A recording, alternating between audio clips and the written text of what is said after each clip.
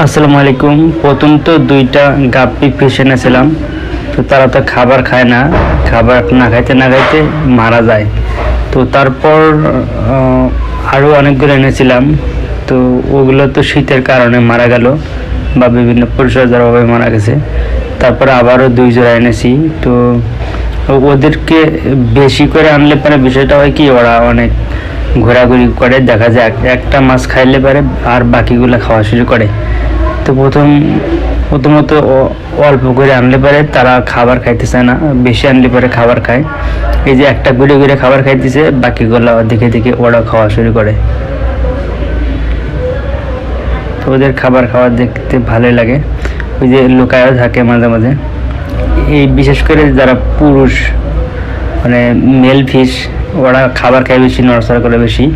আর যারা ফিমেল তারা খুব একটা নড়াচড়া করে না, ওরা চেপায় চেপায় থাকে। বিশেষ করে যে শ্যাওলা দেওয়া হয় সেই শ্যাওলার আড়ালে থাকে।